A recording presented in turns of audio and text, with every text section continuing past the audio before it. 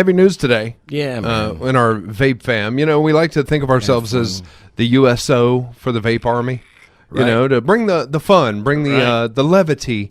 Because we deal with a lot of heavy stuff. Fighting for vape advocacy, and we all expend a lot of energy on that. And we like to think of ourselves as we're the USO for the troops to bring some fun. Right, a little pressure relief. Yeah, exactly. And it's good when we have people who react to that, and get what we do and enjoy it. Right. And it is tragic when we lose one. Yeah. Yeah, we did.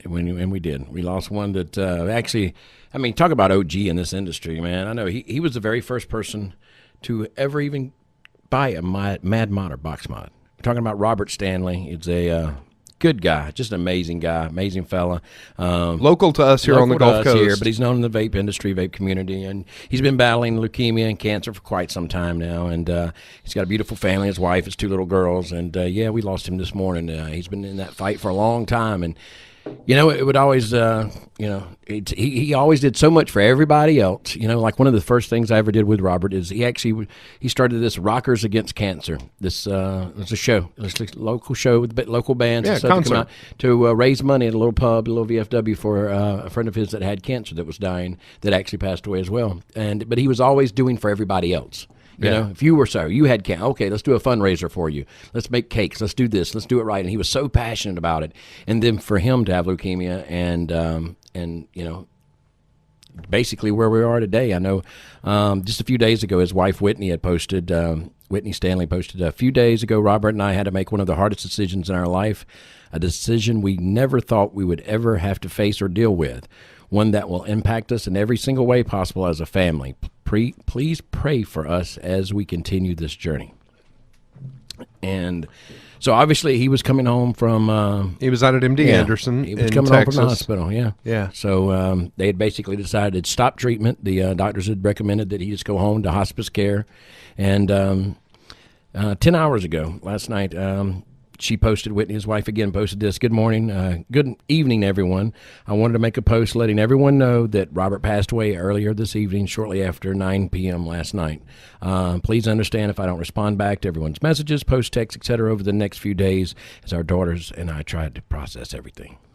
Yeah. So it's 2 little girls. That's the worst part about it, Yeah. God, well, and you know what? This is, again, this is part of why we fight for vape.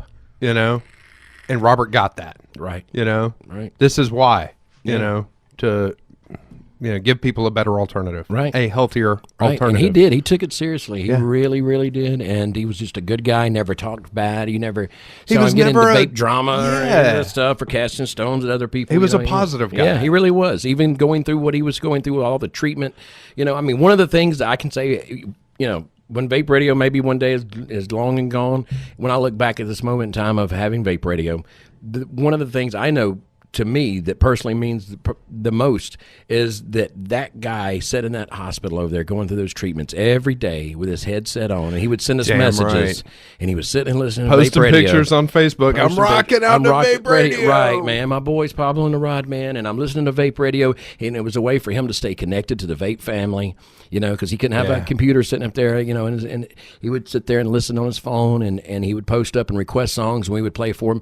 And if it brought him any joy in those last days of his life to sit and feel like he's there still, we're there with him, and we're hanging out, and we're doing our vape breaks together on the radio and playing music and playing songs he wants to hear. And if that brought him any happiness at all, that would be one of the greatest things that ever came out of vape radio, as far as I'm concerned right now at this point. Damn right. We could all, hope to be as good of a guy as Robert was. Robert was really a great guy.